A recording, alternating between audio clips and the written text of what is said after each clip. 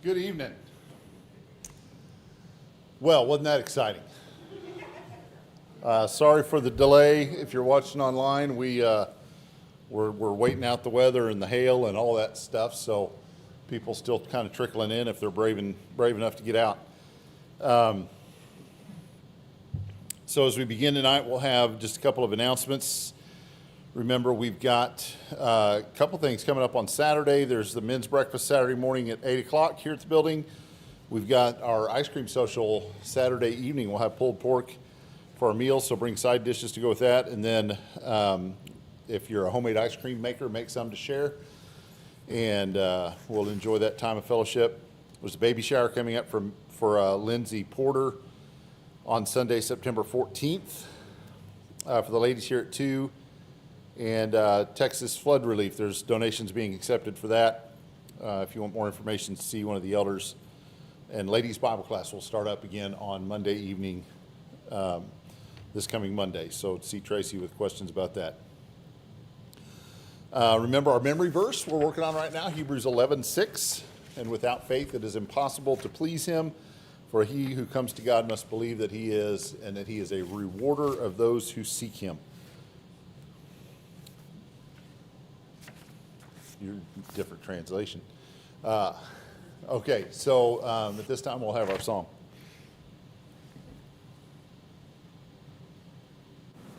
Eight 837. 837.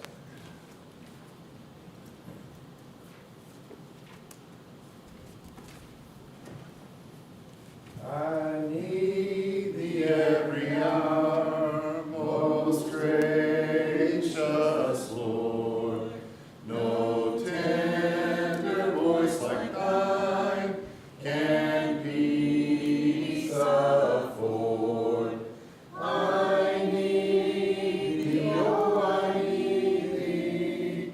Every hour I need thee. Oh, bless me now, my Savior. I come to thee.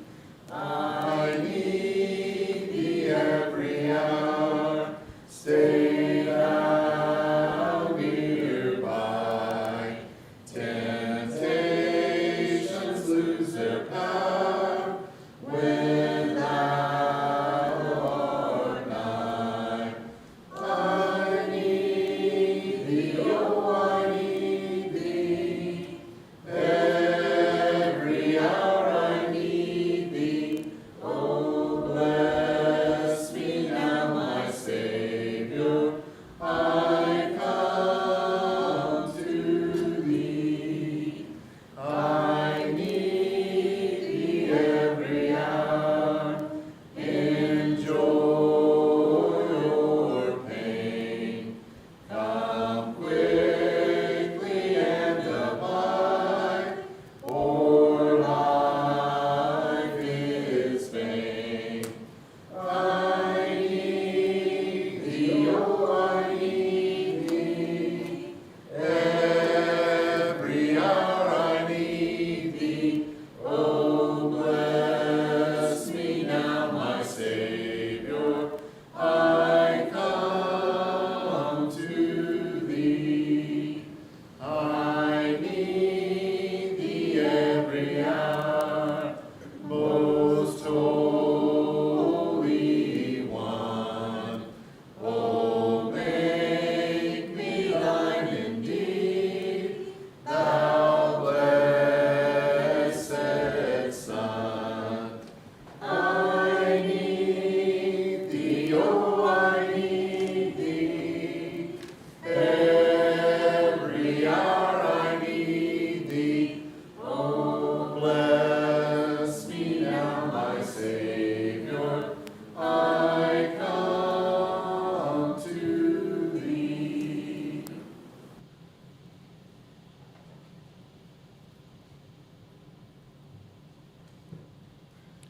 Our Father in heaven, Father, thank you for being a loving and merciful and just God, and thank you for your righteousness.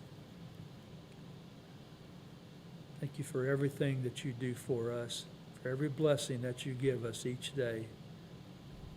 Father, we pray that you'll be with us this evening as we study your word. Help us, Father, to be mindful of your word, to take it to heart, to learn, to better how to serve you. Father, we ask that you be with those that are unable to be here tonight. Father, we ask for your blessings on them, for your comfort and your care. Father, these things we ask in Christ's name. Amen.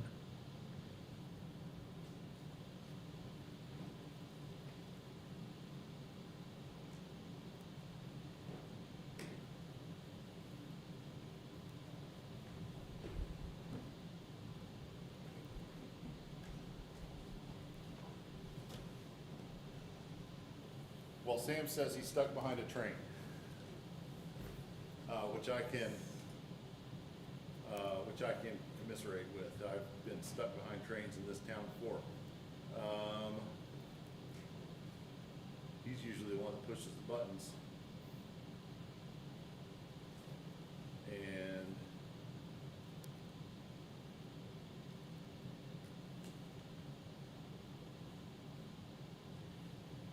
easy setup. Supposed to be one that says Wednesday class. There it is. Is that the right picture on the screen right there? Okay. Found the right button. Sorry about that. Am I turned on? Well, okay, yeah, we got that. Okay. I wasn't there yet. I only think about one button at a time. So Sam's on his way. He'll come up and join us in progress here in a moment, I think. So that's good. I am thankful for those of you that made it out into this weather tonight, as treacherous as it was when as we were pulling into town and stuff. I'm also thankful that we have the opportunity to send out our service on live stream and that it seems to be working tonight. So that's good. I've heard from people that make use of the live stream from time to time, and it is a blessing to those that, for whatever reason, need to not be with us in person and are able to tune in. So I'm thankful for that opportunity. I'm also thankful that I ran into a church member yesterday as I was walking into Walmart who had bought an umbrella that she couldn't operate, and so she went back to Walmart and got one that was easier to operate and asked if I would find somebody that could use that umbrella, that extra one, and it was in my car tonight. So mission accomplished. It was fortuitous that I had an umbrella in my car that I could make use of tonight. So yeah, it was such a girly. It was polka dots. It's fine, but it was in the right place at the right time. So I have an umbrella that I can certify works. If anybody is in need of an umbrella, we've got one to make use of. All right. Well, just let's do a quick recap of what we've covered so far in Judges chapter 9. We will wrap up Judges chapter 9 here tonight. We've got just a couple of little sections to get through, and then make it into Judges chapter 10 tonight. Maybe a good way to Judges chapter 10 is not super long, and maybe we'll even make good progress in there tonight. So we have been in chapter 9 where Abimelech has been sort of the star of the show.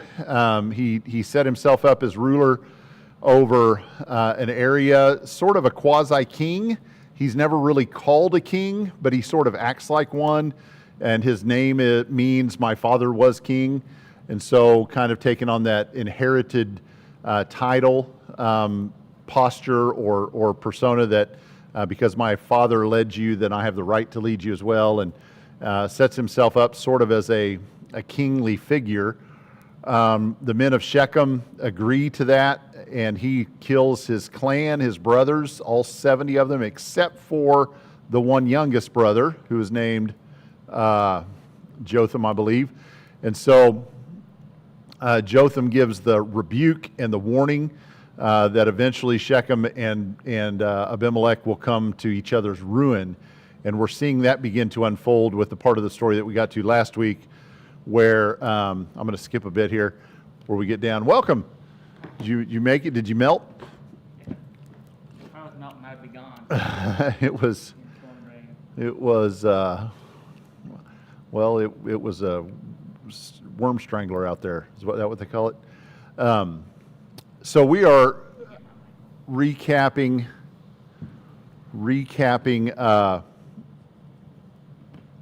what happened in chapter 9. So Abimelech has heard of a plot against him by a man named Gaal. Gaal, the son of Ebed, came with relatives and came into Shechem, and they were having a big drunken party. There was a festival of sorts, and they, during his drinking, makes a lot of threats and oaths about what he would do to Abimelech if Abimelech was there. And then Zebul, the leader of the city, sends word to Abimelech that that's happening, that that's taking place. So Abimelech brings his army and camps outside the city. And the next morning, after Gaal and his men have imbibed all night long, they launch their attack, and Gaal goes out to meet them, and it leads to the slaughter of Gaal and his men.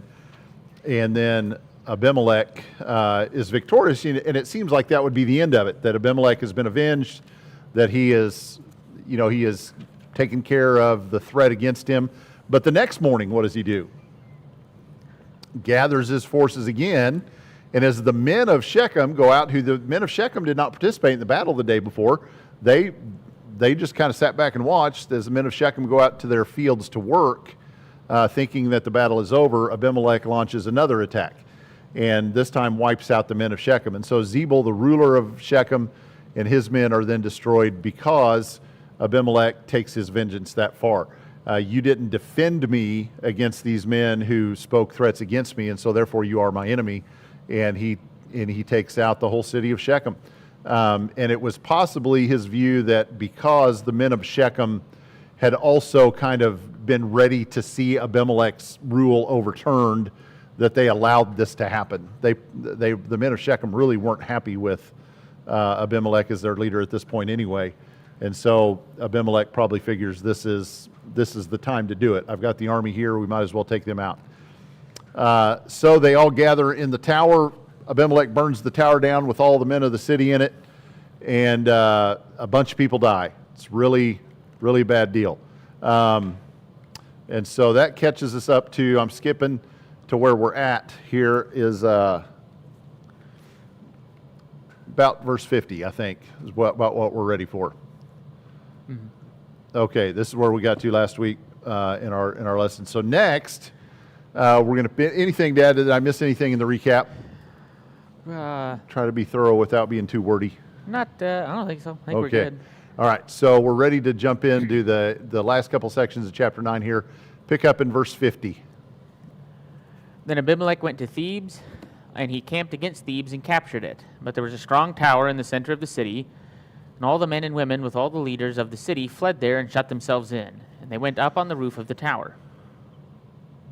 Sorry. Okay. So Abimelech came to the tower and fought against it and approached the entrance of the tower to burn it with fire. But a certain woman threw an upper millstone on Abimelech's head, crushing his skull. Then he called quickly to the young man, his armor-bearer, and said to him, "Draw your sword and kill me, so that it will not be said of me, a woman slew him." So the young man pierced his heart, and he died. Pierced him through, and he died. I don't know what I'm reading. When the men of Israel saw that Abimelech was dead, each departed to his home. Thus God repaid the wickedness of Abimelech, which he had done to his father in killing his 70 brothers. Also God returned all the wickedness of the men of Shechem on their heads, and the curse of Jotham, the son of Jerubbaal, came upon them. Okay, so Abimelech goes from Shechem, which is the big, whoops, wrong button, which is the big little, the big bluey star there in the middle. And then he heads to Thebez, which is about 10 to 12 miles to the northeast of Shechem. And basically does the same thing in Shebez that he did in Shechem. He attacked the city when they retreat to their inner tower or their refuge, their inner keep. He launches against that and commences to set fire to that so that he can wipe out everybody that lives there.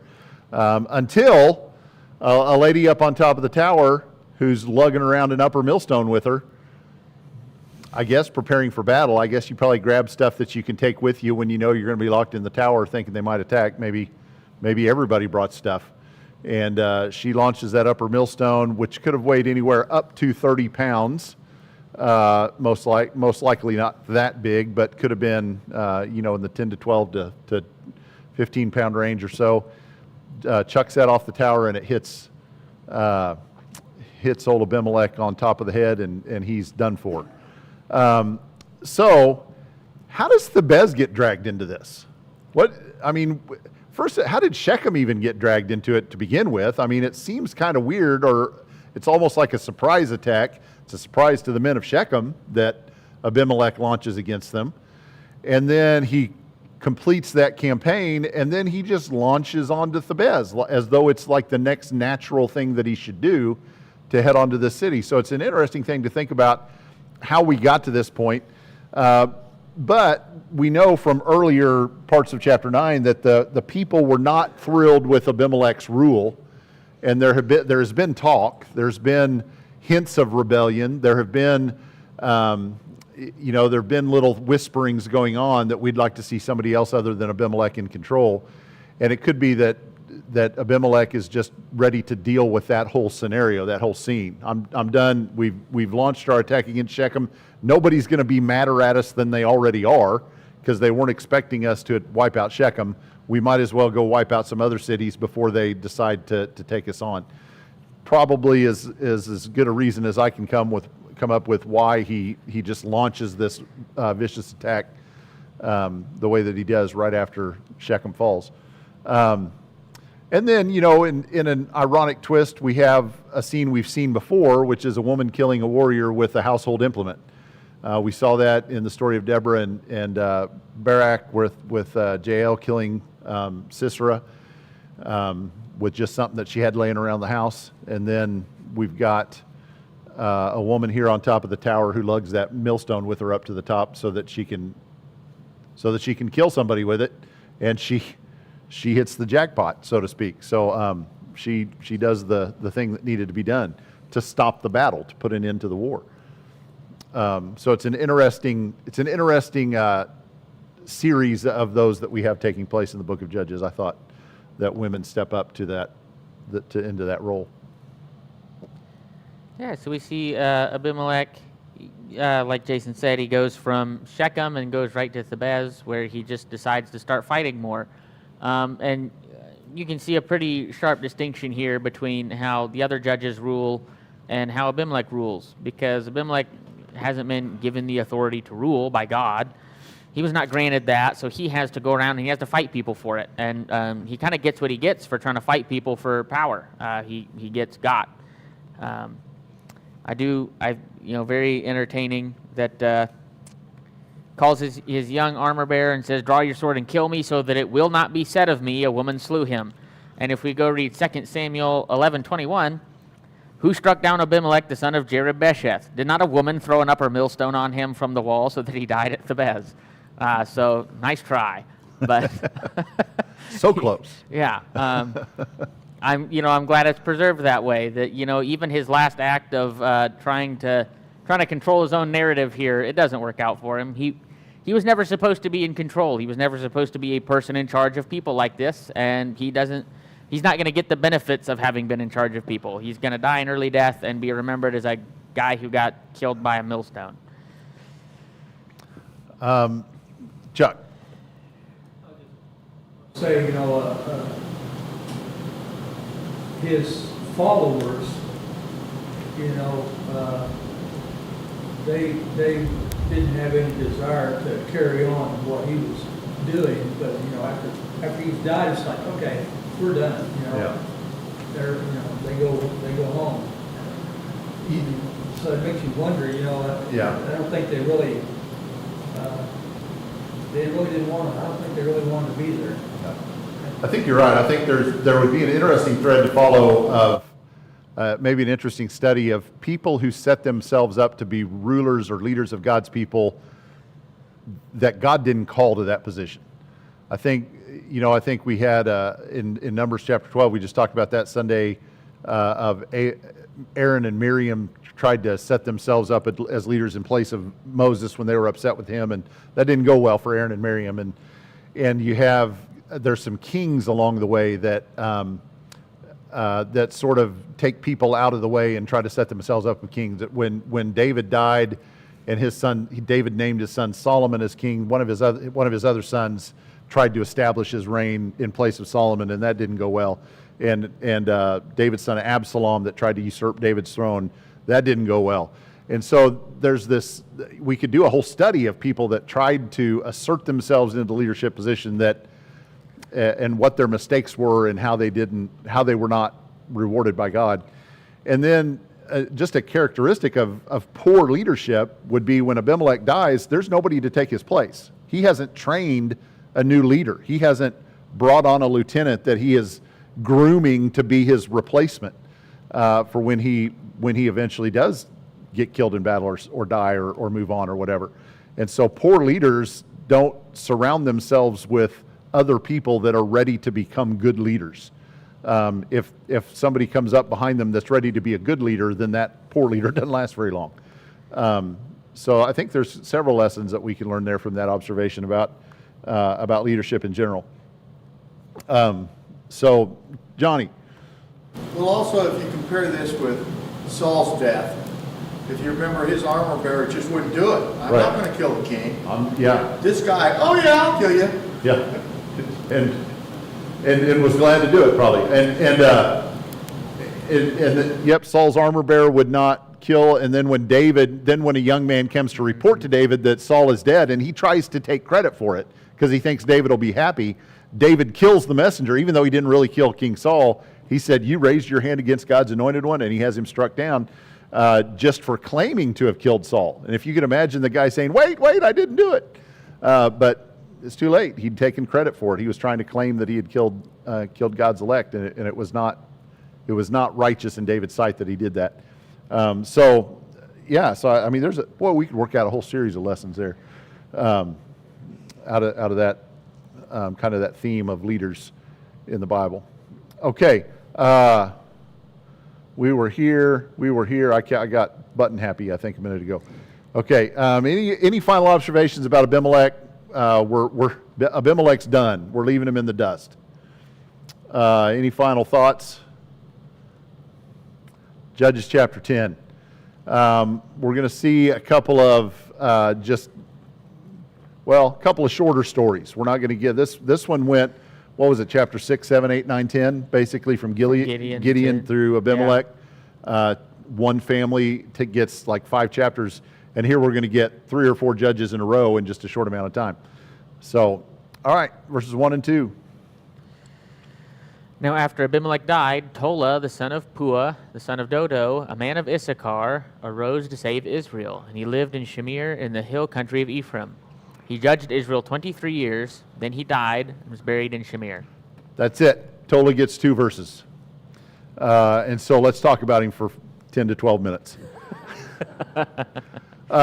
So he is from Shamir, and that map is just horrendous, but it's got the word Shamir on it. It's got the word Shamir on it right there where that arrow is. And Shamir is kind of not, we don't really know if that's the spot, but you know what that is the spot of? That's the spot of Samaria. And because Samaria never appears before Shamir, and after Shamir, after this, we don't really read a Shamir, but we read a Samaria, and it's kind of an important religious center. The scholars, some of them assume that it was just the early version, kind of like early on you don't read of Jerusalem. I think it's called Jebus or something like that. And then it kind of morphs into Jerusalem later on, but it's the same spot. So Shamir very likely could be Samaria. If you don't think it is, that's fine. We can still be friends. I'm not sure. I've never been to either one of them. So there you go. That's kind of the area. Have you noticed a pattern, though, of judges kind of from that central Israel? We have Deborah and Barak from sort of that area. Gideon comes from that area. Shechem is not too far from there. And so that central Israel is kind of it's kind of a central place, and it figures it big into the history. A lot of the judges come from that area, especially kind of stacked up here right in a row. Tola, a minor judge, minor because we don't know much about him. We're not told any great stories about him. We don't have his history of leadership. We don't have his lineage. Well, son of Pua, son of Dodo. But, I mean, we don't know who those guys were because we don't have any stories about them. But a minor judge that does a really big thing. He saved Israel. That's pretty big. I'd like to know more. I'd like to know what that looked like. I'd like to know what the battle was or what he saved Israel from. Did he save Israel from idolatry? Did he save Israel from outside forces that we just don't read the battles about? Did he save Israel from from economic ruin through siege by other countries around them or things like that? What did he save Israel from? We're not really told, but he saved Israel. He did big things, and he's mentioned that he ruled for 23 years, and was an important figure. So he gets mentioned. I like it. Chuck. It's funny, the judges prior to this, it tells who they are oppressed by. Right. And it doesn't say anything about them, who, if they were being oppressed by anybody or anything like that. It's almost like he saved Israel from Abimelech. I mean, it's almost like he's the one Abimelech did, he set things going in the wrong direction and went hard the wrong direction for his whole time, and then Tola comes in and he saves Israel, and maybe that he saved Israel from Abimelech's influence and set things going the right direction. Maybe that's the way we're supposed to read it. I just thought this was funny. Tola means worm. What a terrible name to give your kid, right? Pua means splendid. Dodo comes from the same root as David. It means beloved, or his beloved, which are good names, although Dodo sounds funny. But yeah, worm. And worm saved Israel. Good job. We don't really know what from. That's kind of the same question I had, but we already went over that, so I think we're good. Stole your thunder there, sorry. Well, there's not a lot to go around in 2 verses, so. We're 7 minutes short on Tola. So, any thoughts on Tola? Any observations there? Let's see. I had some notes on Tola in my. Let's see, from stability after turmoil. That worm, this name worm, linked it to his humility. Maybe we don't know about him because he didn't write down a lot of stuff about himself. He just humbly did his job and didn't record a bunch of it. Okay, next section, verses 3 through 5.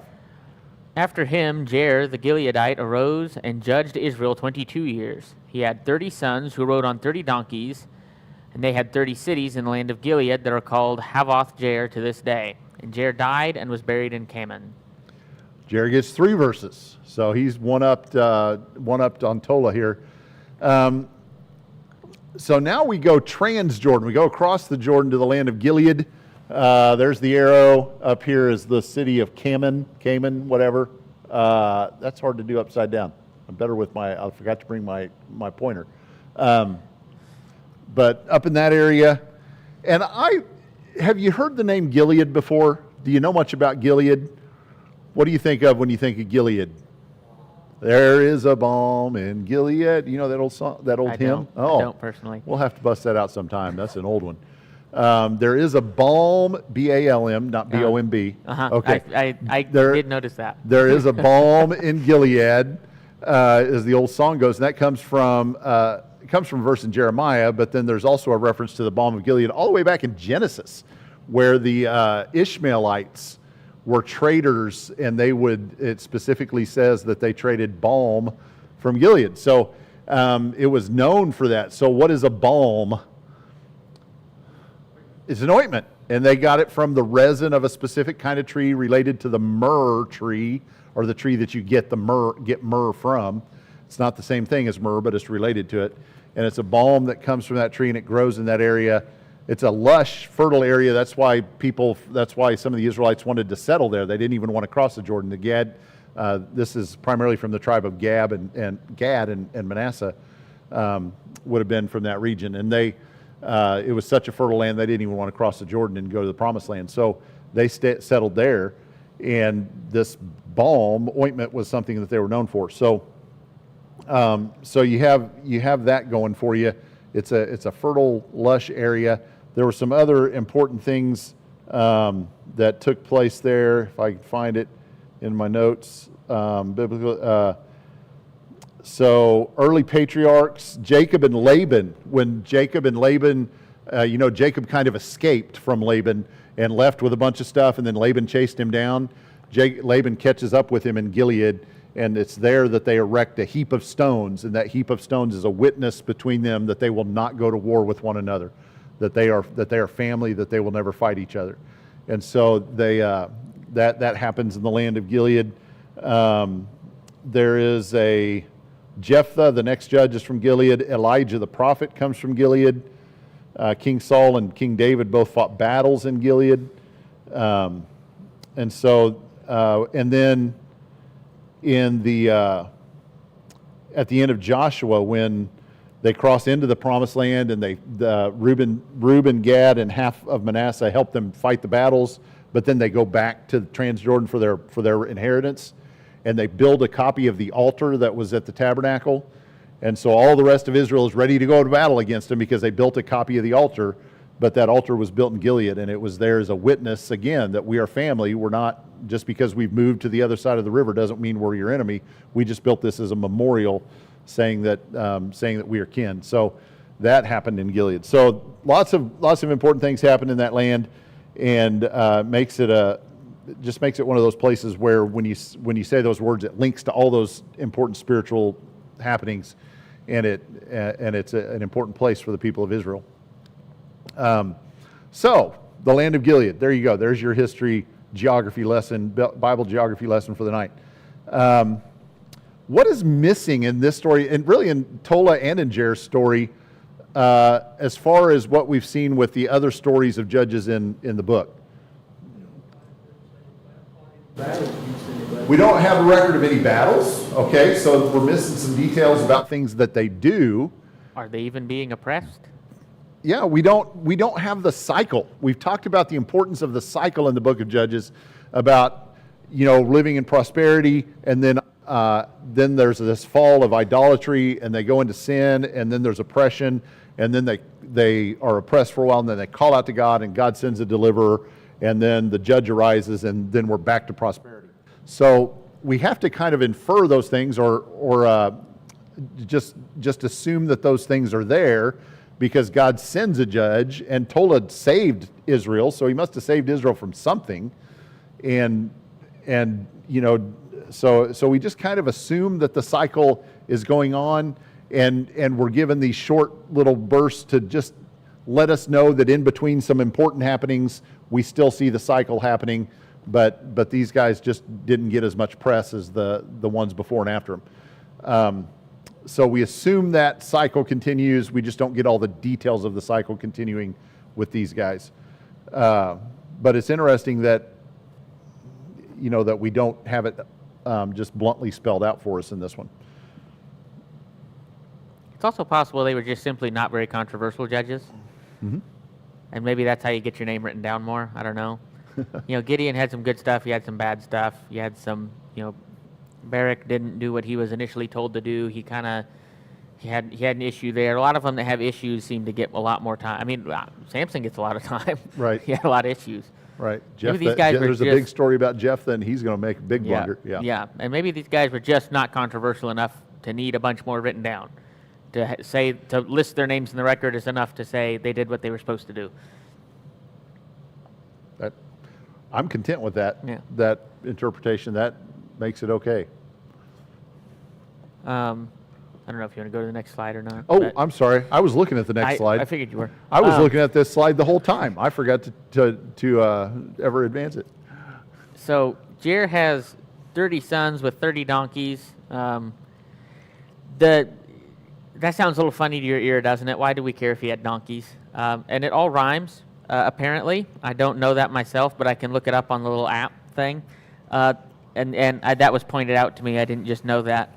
But Jair would be said, I don't know how because I don't speak Hebrew, but if it was Jair, then you have donkeys are Ayir, and then you have cities, which are Ir.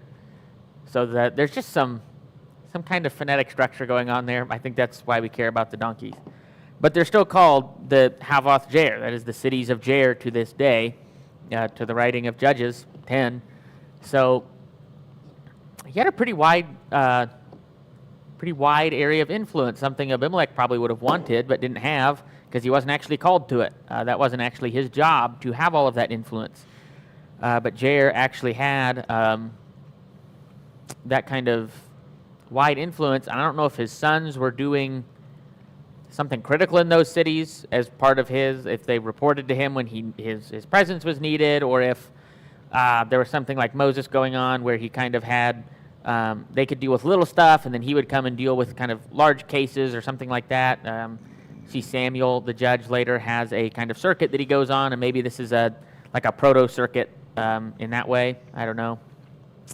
But they don't make, Chuck, did you have something? Okay. They don't make the mistake that Abimelech does. We don't have a whole account of the sons of Jair waging war with each other and trying to take control after their dad's done judging or after he dies. And we don't have that whole account. So maybe they learned something. We hope so. They had, and I mean, the temptation was probably there for them in the same way that it was for Abimelech. They have towns that are called the towns of Jair. I mean, that's pretty significant. It would feel kind of like you're letting that go to waste if someone doesn't step up and take charge, right? I mean, you can see people justifying it for themselves a lot easier than Abimelech could have, but they don't make that mistake. So hopefully hopefully their dad raised them right and they learned right, and they didn't do that. It's not recorded if they did. Right. Any other thoughts on Jair or Gilead or 30 donkeys? All right. Judges 10, 6 through 9. Oh, Johnny. Just had a thought. Well, remember, donkeys had some significance in royalty because that's what Jesus came into Jerusalem on. Donkeys were a symbol of wealth. They were not. We think of donkeys as like subpar horses. You know, they're like, you can't afford a horse, you get a donkey. But I think it was almost reversed then. Donkeys were a symbol, a status symbol. That's like pulling up to town in your new Porsche, you know, riding on your new donkey. So it's not an insignificant thing. It's not a statement of humility that they rode on donkeys. It is a statement of status. They had wealth and they had status. So, and it seems to be that it was respected status. It was earned status, maybe even that they were okay with having that status. That it was okay that they had that status, unlike Abimelech. All right. Then the sons of Israel again did evil in the sight of the Lord, served the Baals and the Ashtaroth, the gods of Aram, the gods of Sidon, the gods of Moab, the gods of the sons of Ammon, and the gods of the Philistines. Thus they forsook the Lord and did not serve him.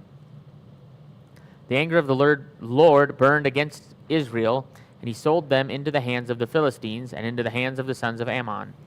They afflicted and crushed the sons of Israel that year. For 18 years they afflicted all the sons of Israel who were beyond the Jordan and Gilead in the land of the Amorites. The sons of Ammon crossed the Jordan to fight also against Judah, Benjamin, and the house of Ephraim, so that Israel was greatly distressed. All right. So another map. So it said, and I don't know that I'll get the order, but it says they served the gods of Sidon, which is way up there at the top. Sidon is a city-state, way up here. They served the gods of Aram. They served the gods of Ammon. They served the gods of Moab. They served the gods of the Philistines. Is it those five, I think, that are specifically listed? And then the Baals and Ashtaroth. And the Baals of Ashtaroth, which would be the gods, the male and the female gods, the male and female deities of those nations. And so they didn't all serve the same nations. Remember, I think the Philistines served Dagon, if I remember right, and the Ammonites were the ones that served Molech, which in the time of Ezekiel chapter 16, when they sacrificed their children to the gods, they put their children to the fire. That was the god Molech who demanded children sacrifice. And so So they're serving the gods of all the nations around them. It's not like they said, hey, Sidon's got a pretty cool god, we'll all go with him. They just, whoever happened to be close, whatever country they happened to be near, or whichever one appealed to them, they would just adopt that god and serve that god. And so all of those surrounding nations were impacting the worship of the Israelites. Chuck? It's like Athens, let's look at God to cover every possibility here. Yeah, just a new god every day or every week or however often. If you want to try this god for a while, go try him out. Let's see what happens. And so, Tracy? I just was going to say it's a sad consequence years after when they were supposed to conquer completely and they let people stay. When they didn't conquer those people. And remember, it said, and then so it lists those kind of 5 at the beginning, and then it says the Amorites of the land of Gilead. The Amorites were there's Amorites and Ammonites are 2 different people. Ammonites are descendants from Lot through one of his incestuous relationships with one of his daughters. And so the Amorites were a Canaanite people who, the Canaanites were just various tribes, city-states, tribes that inhabited that whole area. And so you could be a Canaanite and an Amorite. There's another one, there's another one listed in the next section we'll talk about, but the Amorites were a Canaanite people that are still living in the land of Gilead. They're still there. This is how many generations after they were supposed to have been removed and taken out, and the Amorites are affecting their lives to this day. So this is a testimony to the fact that they didn't do what they were supposed to do from the very beginning and purge the land of all these evil influences. What kind of spiritual lesson do we take from that about, purging our lives of sin and not allowing it to remain around the edges? We don't. It's like, well, I can purge the big stuff, but I can leave the little stuff around the edges. That little stuff around the edges works its way in, and it always does. And so we have to make sure that we're purging sin all the way. So there you go. Enemies without and enemies within. They were surrounded by enemies, but there were enemies inside their own borders that were also influencing them to do wrong, and they were not able to resist. All right, so how completely do the Israelites abandon God here? We get to do a little bit of fun numbering here. They serve the Baals, the Ashtaroth, the gods of Aram, the gods of Sidon, the gods of Moab, the gods of the sons of Ammon, the gods of the Philistines, and the gods of the Philistines. We have the number 7, and I know Baals and Ashtaroth tend to go hand in hand, but it's listed as 7, and there might be some significance there. They're just completely on the outs. This time, there's not even one identifiable issue. There's not even one identifiable people group they're going with. Like Jason said, it's just wherever you're at, whatever's around, we're gonna see how that plays out. And so it's not that every single person was serving 7 different gods, but about none of them were doing what was right, it seems like. The people are just far and wide doing what they should not be doing. And then this is kind of what always happens, but worship and suffer. Whoever they're worshiping, whatever gods, the people whose gods they start worshiping, those people come and get them, and God allows them to come and invade and punish them and take all their stuff. And I mean, they're trying to get the benefits of worshiping that God, and all they get is the consequences of being under someone else's thumb. Every time, it seems like this is what happens. They turn away, and whatever it is they were chasing after immediately punishes them. And like Jason said, the idea that that's exactly how, if we leave sin in our lives, that's exactly how it works. Whatever we leave so that we could, quote unquote, try to enjoy it or try to get the benefits of it, that's just going to punish us in the long term over and over. Right. It is a sad state of affairs. They are completely subservient now under the rule of others.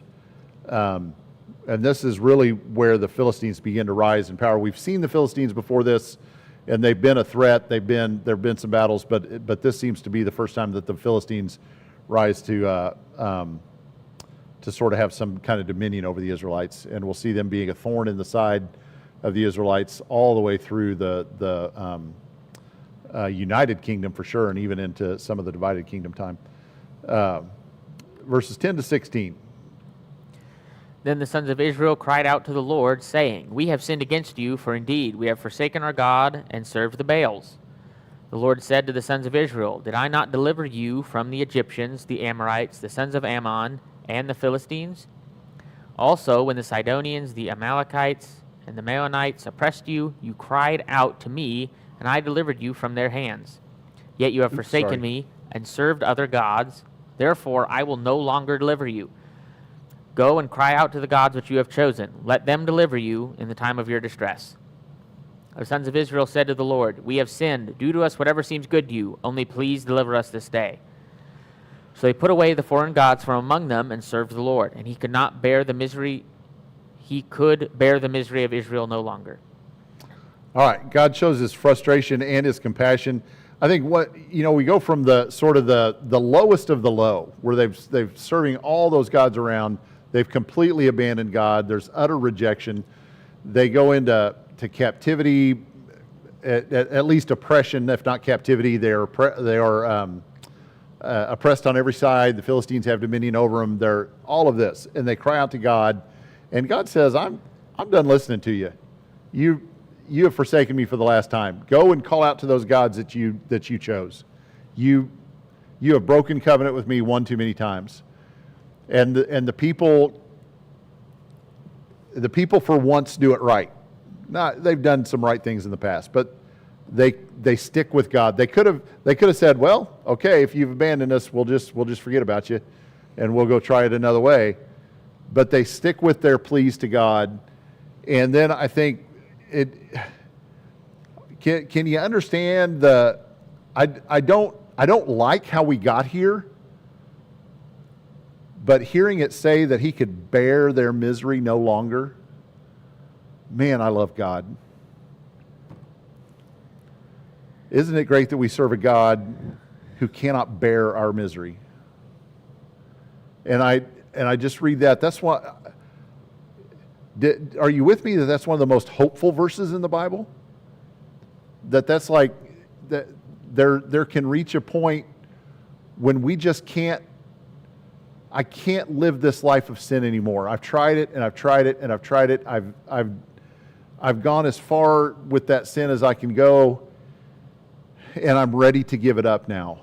And God will look at that and he can't bear it anymore. He can't bear that we're in misery any longer, and he will accept us back. People want to say that there's no grace in the Old Testament.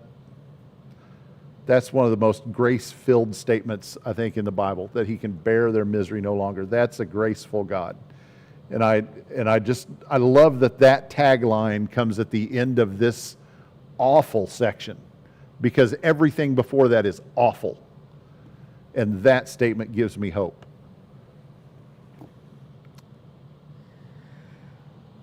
All right, so this time the sequence of events changes a little bit. Often the people are oppressed for a while and they start crying out, and then God sends someone to them and they get delivered, and then we have the kind of triumphant time where they go and they start getting rid of all the altars and they get rid of all of the aspects of worship to other gods, false deities, and then finally, at the end of the main portion of a judge's lifetime, or a king later on or something, that the people are restored.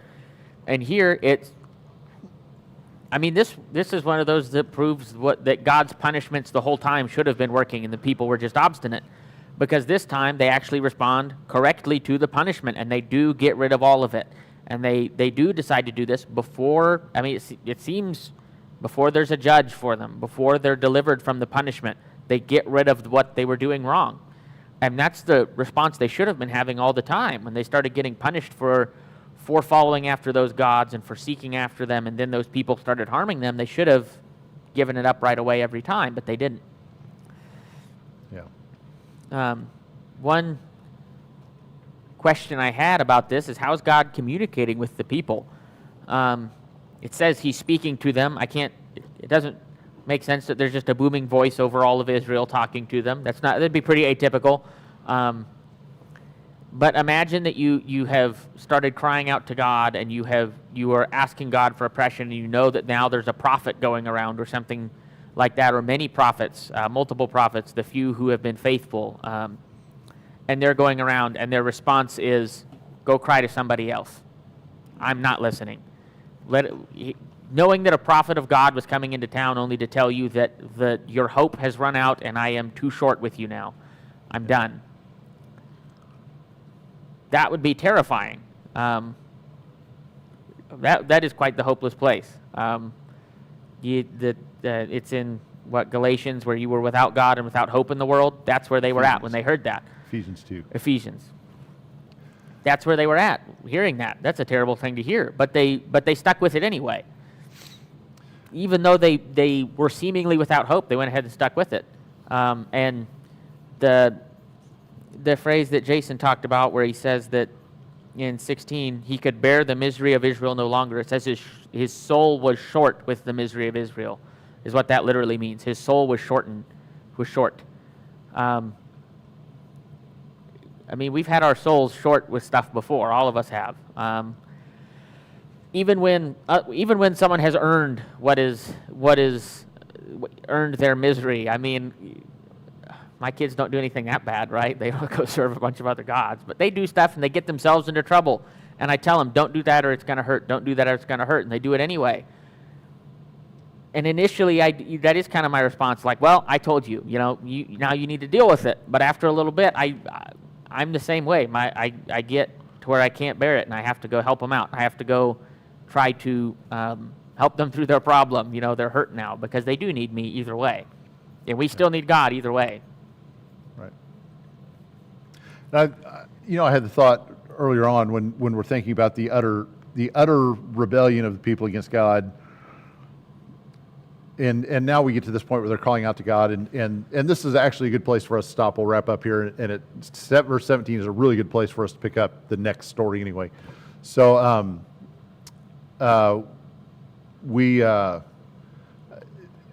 they're calling out to God, and then God sends message. God sends word. There must have been some prophets. There must have been some faithful people. I think of Elijah when he faced off against the prophets of Baal and Asherah on Mount Carmel. And he goes then, he flees Jezebel and tells God, I'm the only one left. There's nobody else faithful. I am all alone. And God says, there's 7,000 yet faithful in Israel that you don't even know about. I would love to know how many are faithful here. I've got to believe there's somebody. There's somebody doing it right. There's still a priest somewhere that is sacrificing the way that he should. There's still a prophet somewhere that is preaching that God has called and made himself known to, that is doing the right thing. Because somebody leads the people back. Somebody gives the people the message. And so how many were there? Were there 10? Were there, we could do like Abraham. If there are 50 faithful, if there are 10, 40 faithful, if there are 30, were there 5 guys that were going around preaching and they got the ball rolling? Or were there 500 guys? We don't know. But what if we were the only ones faithful? What if we were the only ones left that were out there to proclaim the name of God? Would we still be proclaiming it? Would we still be preaching the truth? Would we still be speaking what needed to be said to try to draw the people back to relationship with God? I hope that we would be. And somebody in Israel was faithfully calling people back to God because they called on him. That has to be the way it went. Okay. We will pick up next week with verse 17 and start there into the next series of Judges.